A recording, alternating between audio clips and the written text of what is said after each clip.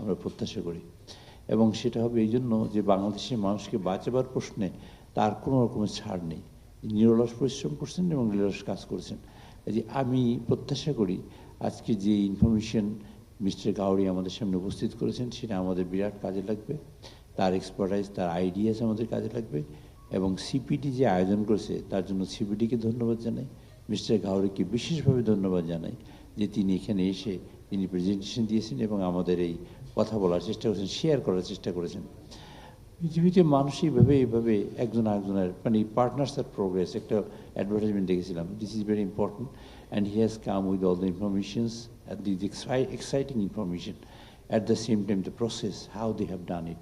So এইটা নিয়ে আমরা যদি আগাই, আমরা বিশ্বাস করি যে আমাদের যে সমস্যা হয়েছে, তারা একটা ইম্পর্টেন্ট কথা বলেছেন। দেখেন, যখন ফুয়েলের প্রবলেম হলো এই গালফ ওয়ার নিয়ে, ইরান যুদ্ধ নিয়ে, তখন কিন্তু তারা সেটা ওভারকাম করার সুযোগ পেয়েছেন কিন্তু এই সোলার সিস্টেম দিয়ে।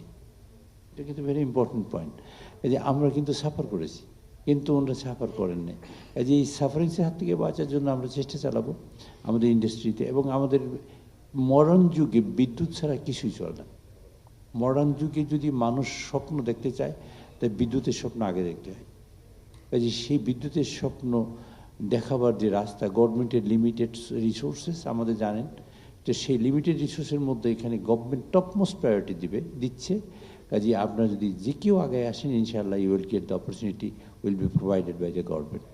আপনাদের সকলকে অনেক ধন্যবাদ দেবো। আমার একটা প্রোগ্রাম থাকার কারণে আমি আপনাদের কোনো বক্তৃতা শুনতে পারলাম না।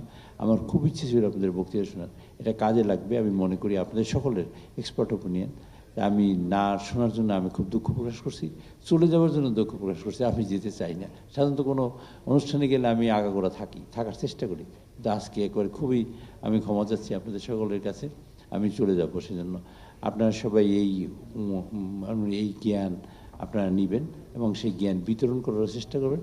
এই দেশটা যাতে দাঁড়ায়, আমরা সেই চেষ্টা করব। তারেক রহমানের সেই সদিচ্ছাকে আমরা বাস্তবায়ন করব, সেই প্রত্যাশা করে আমার বক্তব্য শেষ করছি। আল্লাহ হাফেজ।